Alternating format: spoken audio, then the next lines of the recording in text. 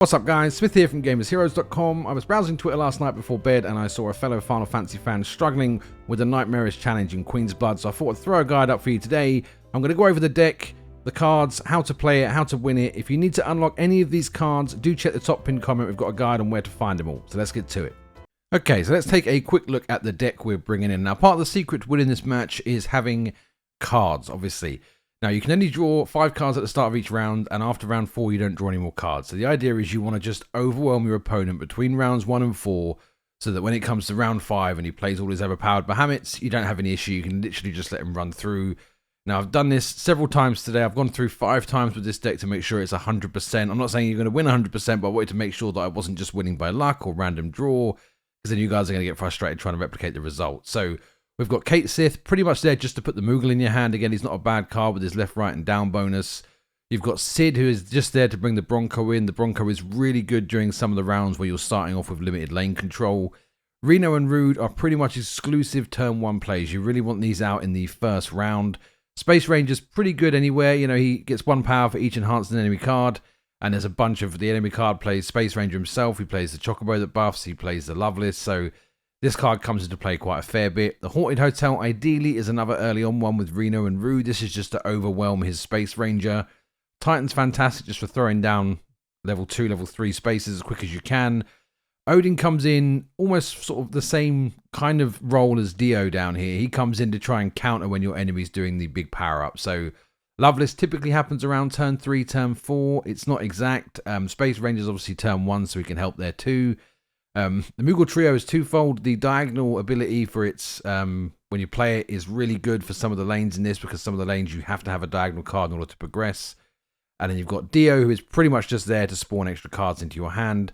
Chocobo Jockey is to double down on lanes when you know you're about to win. You get a score bonus of 10. The opponent has a few of these, I think Null Horns or something they're called. He drops those, he gets a plus 10 bonus as well. So this is a way of sort of being able to counter that as long as you can win the lane. The Emerald Witch is a really good early on play. You want this to be able to buff all your cards. Again, this is sort of overpowering your opponent as early as possible so you can get as many points on the board before that awful turn 5. Ironclad is another one that counters all of the different abilities your opponents use to enhance their enemy cards. We've got Bahamut. Due to his range, when you've got a lot of these lanes where you're cut off down the middle with a chest or an icon, he's able to destroy cards on the other side, which can be enough to tilt a lane in your favour. And last up, we have Dio, who, much like Odin, is there to counter your enemies powering up. So I'm going to walk you through one of my runs. As I said, I've done this at least 5 times back-to-back today. So even if you don't win the first time, there's a ton of different variables that come into play when your opponents play the cards, what random cards you get when you win. So we're going to walk you through it, and hopefully I'll be able to help you guys get over the line. I was originally going to pre-record this and just walk you through it as I'm going in, but that felt kind of dirty. So what I'm going to do is I'm going to actually play it live. So there'll be a few pauses in that in me while I'm trying to think, but I wanted to show you guys that this deck does work and sort of give you more in-depth sort of look at what I'm thinking as I'm going through. So as we start here, I know he's got the Space Ranger over there. That's going to cause me some serious issues because I'm going to have to out-enhance him. Because you can come in here without enhancement cards, but they're so much more useful throughout all the other rounds. It's worth bringing them in and just trying to out-muscle him on this start one. We're also very fortunate that we've got Ironclad here. So if I didn't have any way of buffing my guys or out-buffing his Space Ranger, I would either mulligan my entire hand or just restart. The only place you have to do it is the first round. You really want to get that early winning, get some points on the board, and that's what we're going to go ahead and do here. So we're going to play Space Ranger in the bottom left. I always do this. I always press start to start. Down there like that. The idea, I think, here is just to get the Ironclad out. I think he's going to do the job.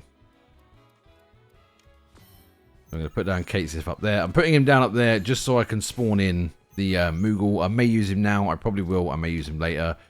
So you want to make sure that using those throwaway cards, you know, Kate Sith, he's not a very powerful card. You want to throw those away when you can afford to, so that when you need the big plays from the cards they spawn in, you've got the big plays. So we're going to throw down the Ironclad there. Now, ideally, it'd be nice to have some kind of buffing card with the Ironclad, a bit more than just Reno. See, because as I buff my cards, it buffs his card, which then buffs the Ironclad. You should be able to win that central lane without too much of a problem. I don't really want to waste the Moogle here, but I think we're going to have to. And I wouldn't be too afraid to pass either. This enemy doesn't seem to really care. Like, if you can pass the entire first round, he will play all 6 cards every time. So don't be afraid to pass every now and then. Not as you get into it a bit later, because obviously if they do just pass themselves, it might cause you damage. So there you go. We've won the first round relatively easy. We haven't used any of the high value cards for later on. So far this is relatively good. Another card or two in hand wouldn't have hurt. But because we're in all the lanes, you get the cactuars and stuff. This is where it makes it difficult to guide because these are random rewards, right? Now, you may get Chadley here. I've not seen Chadley. I've got no idea what he does. I do have mine. I've had mine every time. She is incredibly valuable, especially for this round right here. So this one is more about aggression than actually playing your cards. You want to get in there as quick as you can, right into the thick of things, and start taking the locations from his side of the board. Sorry for my bad throat. I've been hoarse all weekend. There we go. So I don't really want to waste Odin down there. I think I'm going to. It's not really a waste because he gets enhanced for enemy cards, and that whole area around the centre's enhanced. Really annoying. That's pretty much guaranteed our back lane unless he throws down the gold saucer card. I forgot what it's called. Typically, what I would do here every other time I've done this would I be replacing Odin with Mai, but he is completely dominating that lane right now, so I'm not sure if I'm going to or not just yet. I'm going to throw down the Haunted Hotel, I think, just to get him down. Let's get Sid down because I'm going to want the Tiny Bronco for the next one here very quickly.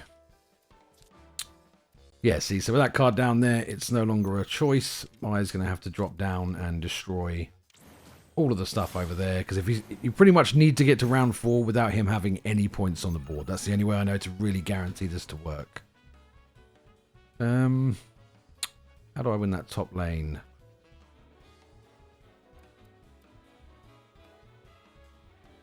Not really gonna, is it? Guess I'd have to use Titan. Really didn't want to use him there, but that will stop him getting that +10 bonus. We get the card from the bottom lane. So these are the choices you have to make in positions like this. How much more do I want to pile on here? Do I really want to push through and, you know, get some more points at the expense of wasting cards for later? In this particular example, I think I do, because if I take that top lane, I'm also going to get a random cactuar hand. As I said at the start, it's all about getting those good hands, those good cards, filling up your hand as much as you can. So we're into round 3 now. This is about where you should be seeing sort of 30, 40 points in the lead at least. You really want to get stacked to about 90 plus by the time round 5 comes around, because then he can just do whatever he wants and you're fine. See, this is a bit... Don Corneo at this late. It's a bit late. He's not going to be much useful in this round, so I'm not sure I'm going to get a chance to play him. What do we want to do here? I'm going to pop a cactuar down, I think.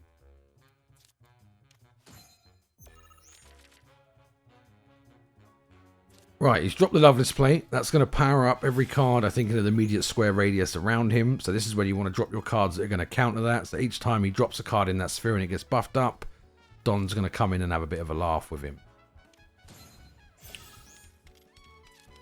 Winning the middle lane in this one's really quite difficult because that big stat guy over there, that's a lot of power, right? There's not a ton you can do about that. So we're going to see if we can help buff that central lane as much as we can. I'm really not sure what we're going to be able to do with that.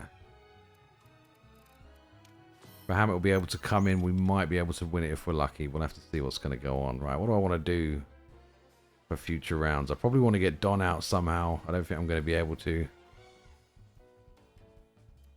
So I need to 3 that. So I've got to waste a cactuar, I'm afraid.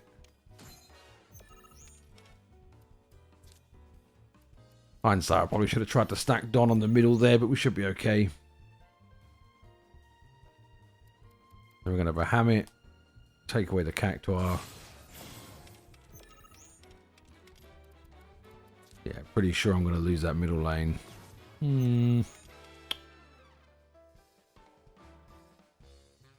going to win the bottom lane. Right, so all the times I've done this today, not once have I lost any round up to round 4. So it's going to be interesting to see. Oh, he never played a card. Well, we'll take that win anyway. So we'll get the card bonus from the top, the card bonus from the bottom. Again, more cards in your hands means you can counter. It's not always about playing the strongest cards. It's about taking away positions for your enemy to play the cards. So we're on round 4 now. We're looking pretty good. A bit lower in score than what I'm used to, but we'll see how we do. So again, this one is very much about aggression. You want to be pushing through to your enemy's side of the field as quickly as you can. So I'm dropping that down with the hopes of putting down the Gargantua next turn. I want him to go sort of middle. Oh, this is a nightmare card. Yep, that card is absolutely horrid for this stuff. Right. I really can't afford him to get down there. So we're going to have to go there and hope he drops at the back and see what happens. He didn't drop at the back. We are now absolutely screwed. There we go. Well, let's drop this one down here. Hope he plays on his side of the field and doesn't take my left side there. He's going to drop Dio right there. No, okay, we're good. We're good, right. I don't know if I've got anything to take that. Do I have anything to take that? I don't have anything to take that bloody spot. Okay. Do this one. So this is like this. I've played this so many times today. Never once has he played that Cactuar in that spot there. So this is sort of about just being able to adapt to what the enemy does as much as you can. It's not easy. It is a challenging mode for sure. Right, I'm not sure we're going to be able to win that. I just want to try and get over here. Throw that up there like that. Now, what can we do to fix any of this? If I can get that up to a 2, I can take care of Don. I don't think I'm going to be able to get that up to a 2. I can take those. Can I get that up to a 2? Yeah, I can. Right. Drop him there like that. Got the +10 sitting there on the jockey, so I really want to take this lane. If we take out Don, the job is done. And it's just about trying to stack as many points as humanly possible. Try and see if we can get the win at the end. This is interesting because I've not come into the last round with this few points before. I don't think it's going to rack up as many as I think, but we'll have a look.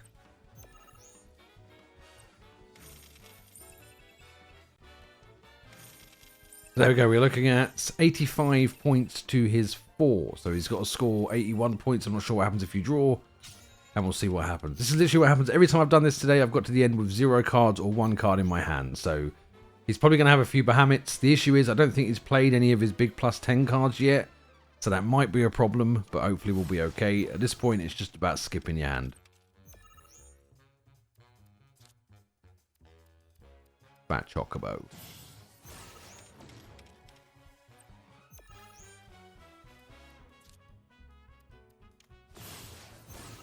So he's on, what, 25 points at the minute, putting him up to near enough 30. I don't remember seeing any of his +10 cards, and that might be the last 2 he's saving, so this might be a close one. There you go. This is where the randomness comes into play. Most of the time I've seen him do this, he saves these until last. I've also seen him play him on turn 2 and turn 3, so it gets a bit messy.